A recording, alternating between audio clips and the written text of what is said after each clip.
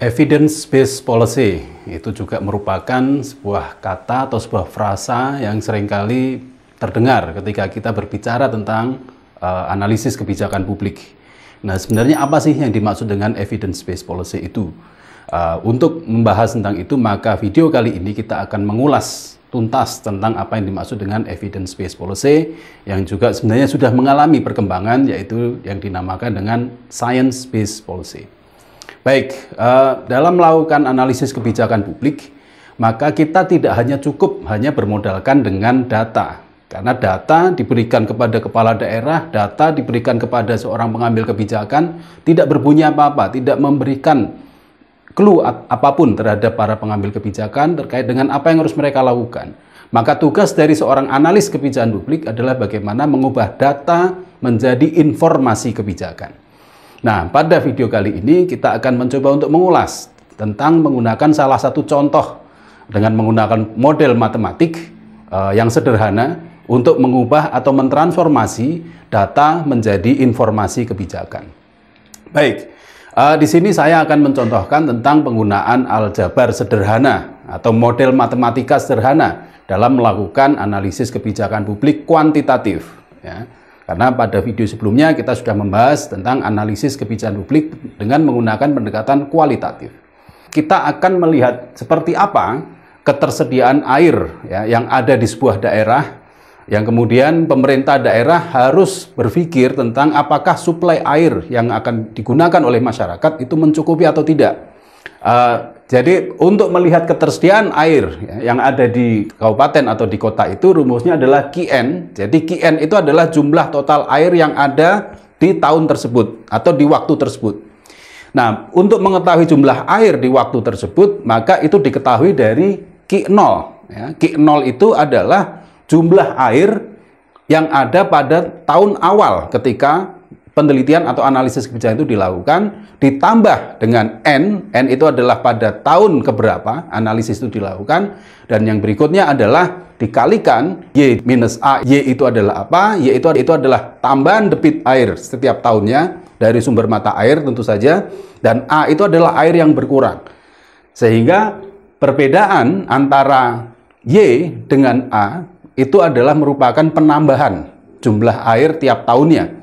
Kalau yang terjadi adalah Y lebih besar daripada A. Tapi kalau yang terjadi adalah A lebih besar daripada Y, maka rumus dari Y minus A itu adalah pengurangan air yang terjadi setiap tahunnya. Oke, di sini Anda bisa melihat ada yang dinamakan dengan data, ya, di mana X itu adalah kapasitas atau daya tampung dari waduk itu. Katakanlah di sini data menunjukkan jumlahnya adalah 1.200 meter kubik atau 1.200 juta meter kubik misalnya.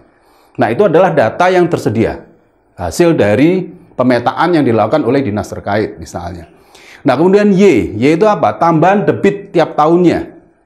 Y di sini berarti adalah kapasitas dari sumber mata air yang ada di waduk tersebut. Ya, berapa banyak per tahun air yang keluar dari mata air tersebut, dan hasil dari pemetaan yang dilakukan Y adalah sebesar 200.000 meter kubik misalnya.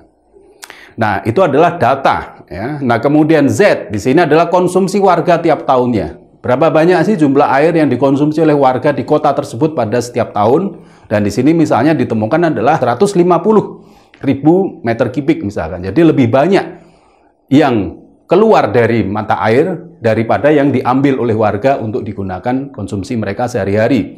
Nah, kemudian W ini adalah air yang hilang setiap tahunnya dari misalnya proses penguapan atau kebocoran. Dan data yang sudah didapatkan dari dinas bahwa tingkat kebocoran dan tingkat penguapan itu adalah sebesar 5% atau 0,05. Nah, kemudian ada A di situ.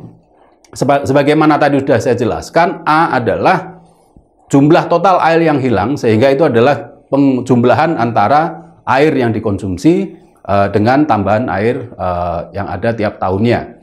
Nah, kemudian kita juga ada data Q0. Jadi kalau kapasitas waduk itu tadi saya sebutkan ada 1.200.000 atau juta meter kubik. Nah, jumlah air yang sesungguhnya adalah 1.140 misalnya. Nah, di sini berarti jumlah air yang sesungguhnya berada di bawah kapasitas waduk tersebut. Nah, mulai dari tabel yang paling di ujung sana sampai pada yang terakhir atau X, Y, Z, W, A, dan Q0 itu adalah data. Ya, itu belum bisa dikatakan sebagai informasi kebijakan. Nah, sekali lagi bahwa yang dibutuhkan oleh seorang pengambil kebijakan itu adalah informasi kebijakan, bukan data.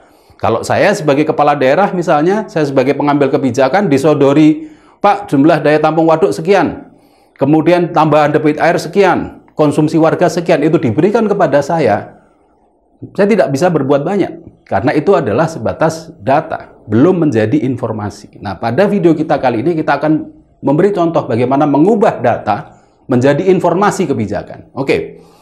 Nah, sebagaimana tadi di awal saya sudah menjelaskan bahwa rumus untuk melihat pada tahun ke-0 itu adalah Qn sama dengan Q0 ditambah N dikalikan Y minus A. Itu adalah rumus dasar kita.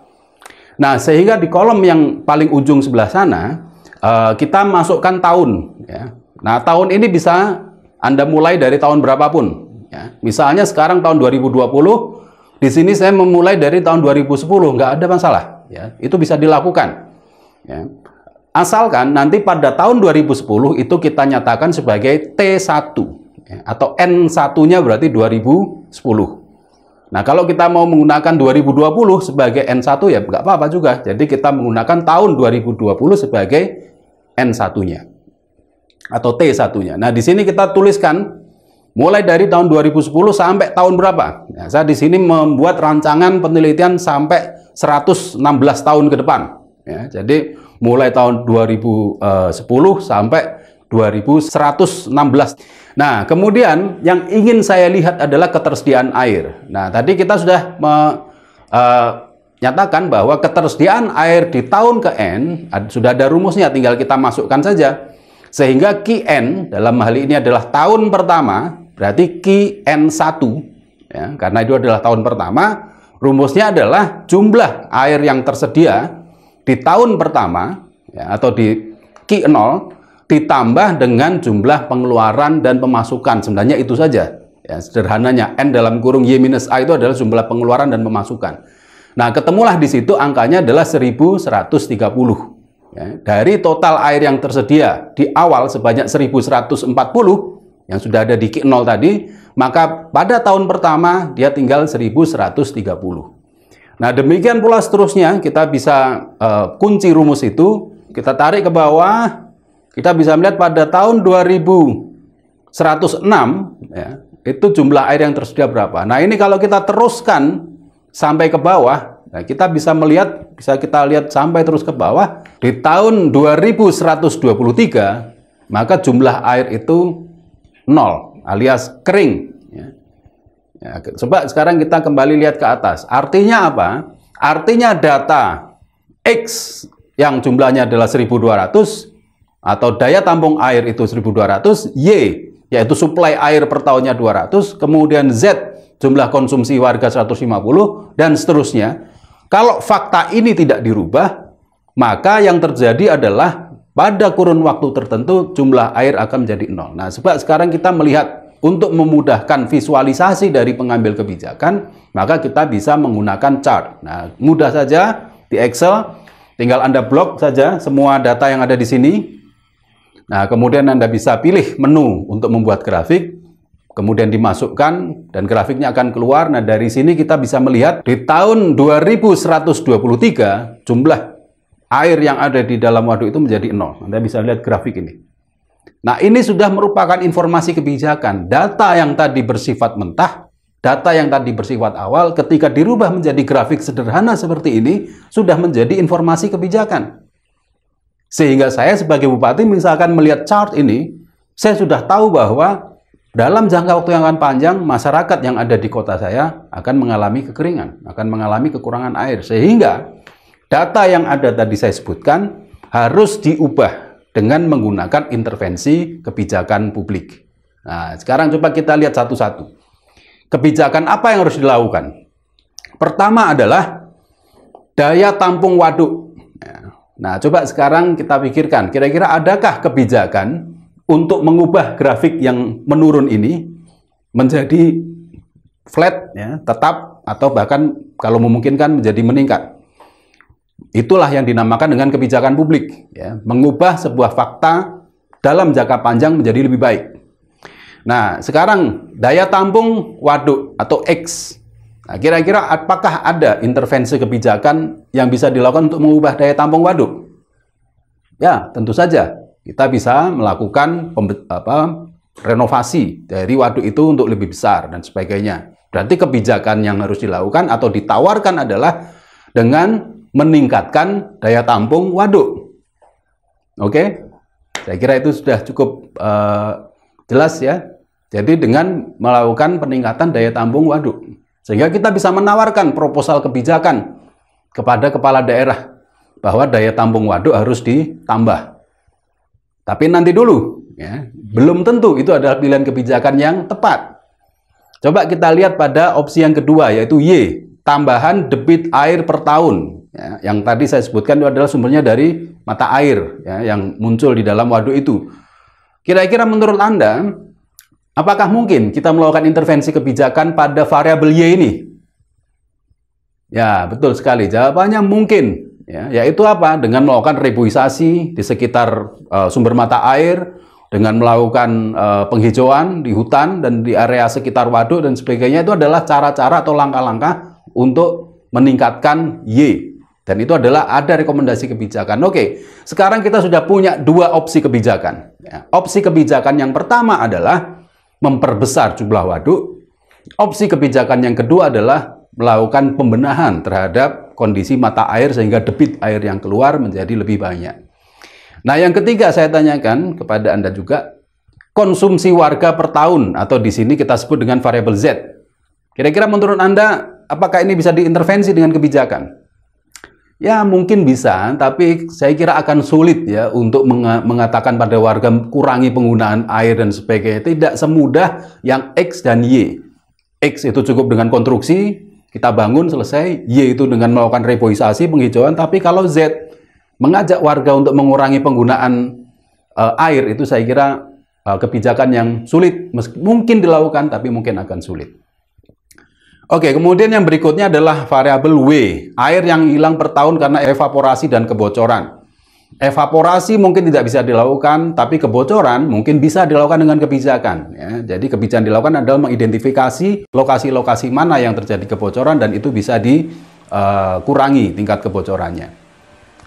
Oke, saya kira itu adalah pilihan-pilihan kebijakan. Sehingga yang paling bisa kita lakukan, kebijakan publik yang harus diambil, pertama adalah memperbesar kapasitas waduk. Yang kedua adalah memperbesar kapasitas suplai air dari mata air. Dan yang ketiga adalah mengurangi pengurangan, terutama yang berasal dari kebocoran. Oke, sekarang kita akan melakukan simulasi. Ya. Kita akan melakukan simulasi. Dari 3 alternatif kebijakan itu menurut Anda, kira-kira mana alternatif kebijakan terbaik? Sekarang kita coba alternatif kebijakan yang pertama. Kita ubah variabel X, yaitu daya tampung waduk yang semula adalah 1.200 ribu meter kubik, ya, daya tampungnya. Dan tadi kita menganggap, wah ini harus dibesarin daya tampungnya. Oke, silahkan. Anda bisa lakukan itu. Berapa Anda mau tambah? Atau Anda mau tingkatkan kapasitas dari waduk itu? Dari 1.200 katakanlah kita tingkatkan menjadi 1.500. Ya. Coba diketik saja 1.500, kemudian kita enter. Nah, kita lihat apa yang terjadi di dalam grafik. Ternyata memperbesar jumlah waduk, ya, kita bisa melihat itu bukan opsi kebijakan yang baik, bukan opsi kebijakan yang tepat. Karena apa? Penurunan yang terjadi ternyata jauh lebih tajam.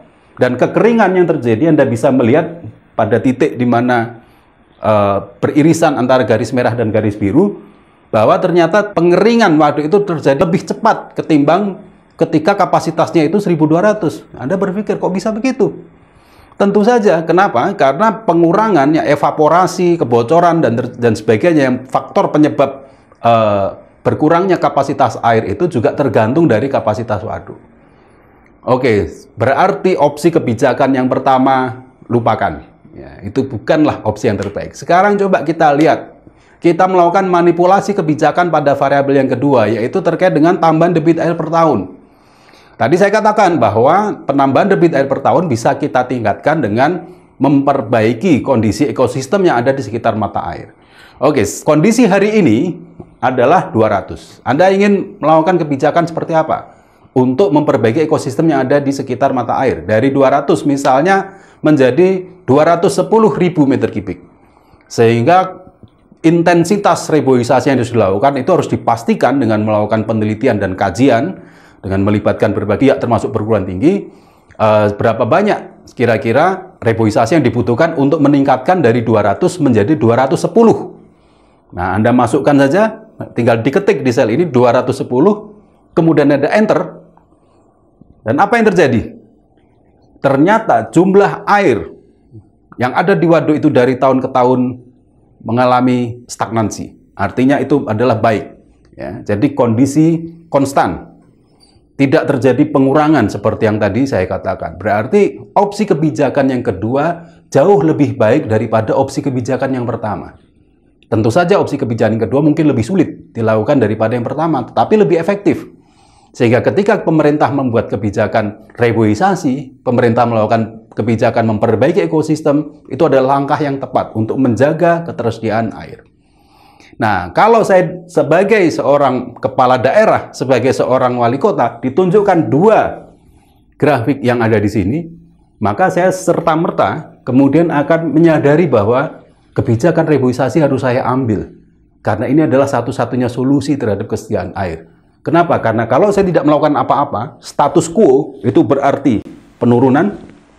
Kalau saya melakukan pembenahan ekosistem seperti yang ada di sana, berarti adalah konstan. Ya, ketersediaan air menjadi stabil. Oke, ini adalah cara kita melakukan analisis kebijakan publik dengan pendekatan kuantitatif, dengan menggunakan pendekatan aljabar sederhana untuk melihat ketersediaan air. Nah, coba kita tingkatkan lagi analisisnya. Misalnya, kita menambah satu variabel lagi, yaitu variabel Z. Di mana tadi saya katakan bahwa variabel Z adalah tentang konsumsi warga. Nah, kita tahu bahwa konsumsi warga itu tidak tetap. Dia meningkat dari tahun ke tahun seiring dengan meningkatnya jumlah populasi. Nah, sekarang kita coba hitung. Kita masukkan satu variabel lagi, karena kalau dalam contoh yang sebelumnya hanya ada satu variabel, yaitu ketersediaan air yang ada di waduk, kita akan tambahkan satu aksis lagi, yaitu aksis tentang konsumsi. Nah, kita masukkan saja rumusnya. Dari mana? Asal muasal atau jumlah ya konsumsi yang ada di kota tersebut setiap tahunnya. Maka kita pikir berarti kalau berbicara tentang konsumsi warga terhadap air tiap tahunnya, dan itu asumsinya adalah peningkatan, maka yang kita butuhkan adalah data time series, ya, mungkin 5-10 tahun yang lalu tentang peningkatan jumlah air. Atau kita bisa melakukan forecast, kita bisa melakukan proyeksi tentang peningkatan jumlah konsumsi air di kota tersebut setiap tahunnya. Nah, katakanlah kemudian dari penelitian yang dilakukan oleh teman-teman di perguruan tinggi atau lembaga riset menemukan ternyata peningkatan konsumsi setiap tahunnya itu adalah 2%. Berarti pada tahun 2011, jumlah konsumsi yang ada di tahun 2010 ditambah dengan 2% dari konsumsi yang ada di tahun 2010, maka itu adalah hasil penjumlahannya merupakan jumlah konsumsi di tahun 2011. Demikian pula di tahun 2012, jumlah total konsumsi yang ada di tahun 2012 adalah jumlah konsumsi di tahun 2011 ditambah 2% dari total konsumsi di tahun 2011, maka itu menjadi total konsumsi di tahun 2012. Demikian pula seterusnya. Nah, ini rumusnya adalah, kita sebut saja konsumsi itu adalah K, ya, ini variabel baru. Ya. Jadi K ke N sama dengan konsumsi di tahun sebelumnya, atau di sini kita sebut dengan Zn-1, ditambah dengan jumlah konsumsi di tahun sebelumnya, sama Zn-1, kemudian dikalikan 2%. Nah, itu akan menjadi jumlah konsumsi di tahun tersebut. Kita masukkan rumus di dalam Excel dengan sangat sederhana, lalu Anda enter. Jangan lupa beberapa variabel harus dikunci karena kita tidak ingin dia ikut turun ketika kita melakukan drag. Nah, kemudian setelah selesai, Anda bisa drag ke bawah hasilnya, dan kemudian hasil itu menunjukkan bahwa ada peningkatan ya, jumlah dari tahun ke tahun. Nah, kita ingin melihat, maka kita tinggal blok dari jumlah kapasitas air yang tadi sudah sudah kita temukan bahwa ternyata flat ya. Nah, kemudian kita akan lihat seberapa banyak jumlah konsumsi meningkat dari tahun ke tahun. Ternyata kita bisa melihat di sini adalah grafiknya meningkat. Nah, apa yang terjadi di sini? Sehingga informasi kebijakan yang kedua ini lebih lengkap daripada informasi kebijakan yang pertama tadi. Informasi kebijakan yang pertama tadi, mungkin bupati atau wali kota langsung, wah, saya akan mengambil pilihan kebijakan ini, yaitu meningkatkan suplai air sebanyak 10% dengan reboisasi. Tapi apakah cukup 10%? Ternyata kalau kita lihat pada grafik yang kedua ini tidak cukup. Kenapa tidak cukup? Karena konsumsi masyarakat juga meningkat. Sehingga pada titik tertentu kita bisa melihat di persimpangan ini bahwa jumlah kapasitas air itu tidak mencukupi dari kebutuhan konsumsi warga. Sehingga apa? Penambahan sebanyak 10.000 meter kubik itu tidak cukup. Maka harus kita tambahkan menjadi misalnya 215.000 meter kubik. Apa yang terjadi kita lihat, coba kita ganti ya, angka variabel Y dari 200 menjadi 215. Kemudian kita enter dan kita lihat grafiknya. Nah, sekarang Anda bisa melihat bahwa peningkatan jumlah kapasitas air beriringan dengan peningkatan jumlah konsumsi warga. Nah, sehingga pada kondisi ini maka warga, kebutuhan warga itu akan selalu tercukupi. Nah, ini adalah contoh pada analisis pada level yang kedua. Nah, kemudian ketika saya sebagai kepala daerah atau sebagai pengambil kebijakan disodori 3 alternatif kebijakan. Pertama adalah memperbesar waduk. Wah, ternyata grafiknya menunjukkan ini bukan kebijakan yang baik. Yang kedua, memperbaiki ekosistem dengan tingkat peningkatan dari debit mata air yang meningkat sebanyak dari 200 menjadi 210. Bagus, tapi ternyata juga tidak menyelesaikan masalah karena kebutuhan masyarakat meningkat. Saya disodori alternatif ketiga, yaitu meningkatkan kapasitas dari 210.000 meter kubik menjadi 215. Nah, kemudian saya, wah, masyarakat kebutuhan meningkat, jumlah suplai air meningkat, dan ini adalah pilihan kebijakan yang baik. Nah, dari situ kemudian saya bisa memutuskan, oke, sebagai seorang kepala daerah, saya akan melakukan reboisasi, saya akan melakukan pembenahan ekosistem, saya akan libatkan ahli-ahli di dalam sumber daya air dan sebagainya untuk melihat seberapa besar kapasitas reboisasi yang harus dilakukan untuk meningkatkan jumlah kapasitas debit air, suplai debit air dari mata air sebanyak 15.000 per tahun. Sehingga tujuan dan target kebijakan kita menjadi spesifik, menjadi konkret. Dan biaya yang dikeluarkan juga menjadi lebih jelas dan terukur. Nah, inilah contoh analisis kebijakan publik yang bersifat konkret, sistematis, dan terukur. Sehingga seorang pengambil kebijakan yakin bahwa pilihan kebijakan yang dilakukan akan menghasilkan dampak atau akan menghasilkan output yang diharapkan dan menyelesaikan masalah kebutuhan air yang ada di kota tersebut atau kabupaten tersebut. Nah, ini adalah contoh sederhana bagaimana matematika sederhana, bagaimana aljabar sederhana, persamaan sederhana bisa merubah data menjadi informasi kebijakan. Kita bisa menggunakan metode ini untuk banyak sekali persoalan. Misalnya, ketersediaan lahan. Ya, ketersediaan lahan di sebuah kota atau kabupaten, berapa banyak dipakai pertanian, berapa banyak dipakai perumahan, berapa banyak dipakai infrastruktur, berapa banyak dipakai fasilitas umum. Itu bisa kita buatkan model matematikanya sehingga kita bisa menentukan berapa banyak perubahan fungsi lahan harus dilakukan setiap tahunnya untuk menjaga ketersediaan lahan untuk berbagai macam variabel atau berbagai macam kebutuhan. Atau misalnya kita juga bisa menggunakan model analisis yang tadi untuk melihat tentang ketersediaan atau kapasitas tempat penampungan sampah. Berapa banyak sampah yang masuk, bisa kita buat modelnya. Berapa banyak sampah yang diambil dengan proses daur ulang. Berapa banyak sampah yang kemudian disuplai dari masyarakat, dari industri, sehingga kita bisa membuat prediksi seberapa lama tempat penampungan sampah itu akan bertahan untuk memenuhi kebutuhan warga. Yang lainnya apa? Kita juga bisa menggunakan metode aljabar ini untuk menganalisis tentang ketahanan pangan. Ya. Ketahanan pangan bisa kita lihat misalkan jumlah suplai pangan yang masuk ke dalam daerah, berapa banyak yang dikonsumsi, berapa banyak yang diproduksi sendiri, berapa banyak yang diperjualbelikan, mungkin bisa jadi keluar kembali ke daerah lain. Nah, sehingga kita bisa membuat model matematika sederhana untuk melihat berapa lama daya tahan atau ketahanan pangan yang ada di sebuah daerah. Sehingga pemerintah bisa membuat kebijakan yang lebih akurat dengan permodelan matematika atau salah satu contoh dari analisis kebijakan kuantitatif ini. Mudah-mudahan apa yang saya sampaikan barusan ini bermanfaat, tidak hanya bagi para peneliti, tapi lebih penting bagi para pengambil dan analis kebijakan di lapangan. Sampai ketemu pada waktu dan kesempatan berikutnya. Terima kasih.